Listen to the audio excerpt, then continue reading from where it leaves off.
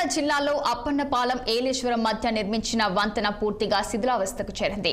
Yeleru reservoir నుంచి భారీ వరద ప్రవాహం కారణంగా వంతెన కుంగిపోయింది. 25 ఏళ్ల క్రితం నిర్మించిన ఈ బ్రిడ్జ్ ఎప్పుడు కూలుతుందోనని బెబ్బెలెత్తిపోతున్నారు. 4 ఏళ్ల క్రితం శిథిలావస్థకు చేరిన వంతెనపై ఇప్పటి వరకు కూడా ప్రజాప్రతినిధులు అటువైపు కన్నెత్తి కూడా చూడలేదు. వంతెన పూర్తి కాకపోవడంతో చిన్న సన్నకారు రైతులు తమ పంటను మార్కెట్ కు తరలించేందుకు తీవ్ర ఇబ్బందులు పడుతున్నారు. 3 కిలోమీటర్ల ప్రయాణం కాస్త 15 కిలోమీటర్లకు పెరిగిపోయిందని వాపోతున్నారు. దీంతో సమయం, ఆర్థిక వ్యయం చాలా వృధా అవుతుందని ఆవేదన వ్యక్తం చేస్తున్నారు. 2 నియోజకవర్గాలకు అనుసంధానంగా ఉండే ఈ వంతెనను పునర్నిర్మాణం చేయాలని స్థానికులు కోరుతున్నారు. దీనిపై మరింత సమాచారం మా ప్రతినిధి దురాని అందిస్తారు. ప్రభుత్వాలు మారుతున్నా రైతుల గోడు వినేవాడు కానీ, పేదల కష్టాలని పరిష్కరించే నాదుడు కానీ ఒక్కో దఫా కనిపించక ఎన్నో ఘటనలు మనకు కనిపిస్తూ ఉంటాయి. కొన్ని విషయాలు మనం పరికించి వస్తే కనుక చాలా చిన్న విషయాలైనప్పటికీ ప్రభుత్వం ఏమాత్రం స్పందించకపోవడంతో ఎంతో మంది నలిగిపోయే దుస్థితి మనకు చాలా స్పష్టంగా కనిపించే దృశ్యం ఇది. 2001లో నిర్మించిన ఈ బ్రిడ్జ్ ఒక్కసారిగా వరదల బీభత్సానికి కుంగిపోవడంతో ఇప్పటి వరకు దాని వంక చూడకపోవడంతో సామాన్యులు సైతం అటు రైతులు, ఉద్యాన పంటలు పండించే రైతులు కానీ, మిగిలిన రైతులు కానీ తీవ్ర ఇక్కట్లకు గురవుతున్నారు. 3 కిలోమీటర్లు దాటి వెళ్లాల్సిన రహదారి కాస్త 15 కిలోమీటర్లు పెరిగిందంటేనే ప్రజలు కానీ, రైతులు కానీ ఎన్ని ఇబ్బందులు పడుతున్నారన్నది ఒక విషయం మనం స్పష్టంగా తెలుసుకోవాలి. అదే కాకుండా ముఖ్యంగా ఇక్కడ గమనించుకోవాల్సింది, రెండిటికి చెడ్డ రేవడి అన్న సూత్రం ఇక్కడ చక్కగా పనిచేస్తుంది.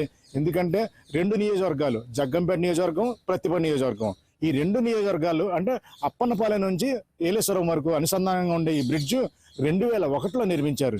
దీనివలన ఎంతో మంది రైతులకు, ప్రజలకు చాలా చక్కగా ఉపయోగపడింది.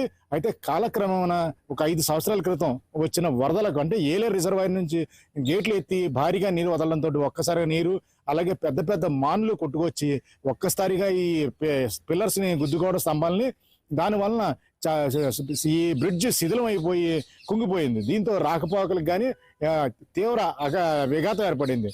దీంతో రైతులు తాత్కాలికంగా జస్ట్ తమ ద్విచక్ర వాహనాలు కానీ, లేకపోతే ఉద్యానవన పంటలు, కాయగూరలు కానీ మార్కెట్కు తీసుకెళ్లేందుకు సన్నదవ ఏర్పాటు చేసుకున్నారు తమ సొంత నిధులతో. ఇటు పంచాయతీలు కానీ, ఇటు నియోజకవర్గ ఎమ్మెల్యేలు కానీ ఆ వైపు చూడకపోవడంతో ఈ బ్రిడ్జి ఎంత దుర్భరంగా ఉందంటే చూసేందుకే భయం వేస్తూ ఉంటుంది.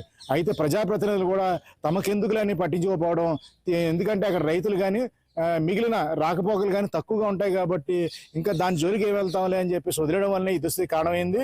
2001లో నిర్మించిన ఈ బ్రిడ్జ్ చాలా మందికి ఎంతో ఉపయోగపడిందని చెప్పాలి. అటు సాధారణంగా ఏలేశ్వరం మార్కెట్ తలరాడడానికి రైతులకు ఎంతో ఉపయోగకారిగా ఉండేది. అయితే చిన్న చిన్న మరమ్మతులు కూడా చేపట్టకపోవడం, నీరు పారుదల సౌకర్యం సరిగా లేకపోవడంతోనే ఈ దుస్థితి దాపురించిందని చెప్పాలి. ఇప్పటికైనా ప్రభుత్వం స్పందించి ఆ బ్రిడ్జిను పూర్తిగా తొలగించి మరో రహదారి ఏర్పాటు చేస్తే తప్పించి, మరో బ్రిడ్జి నిర్మిస్తే తప్పించి అది ఎందుకు పనికిరాదని చెప్పాలి. ఇప్పుడు చూసే మనం ఈ బ్రిడ్జి దృశ్యాల్లో ఎంత దీనంగా ఉంటుందంటే, ఒక కట్టడానికి ఎంత కష్టమవుతుందో, కూలిపోయిన దాన్ని చూస్తే మాత్రం గుండె చెదరమవుతుందనడానికి ఇది చక్కటి ఉదాహరణగా మనకి కళ్ళకు కట్టినట్టుగా కనిపిస్తుంది. వీడియో జర్నలిస్ట్ నదీం ఖాన్ దురాని, ప్రతిపాడు. తనను లక్ష్యంగా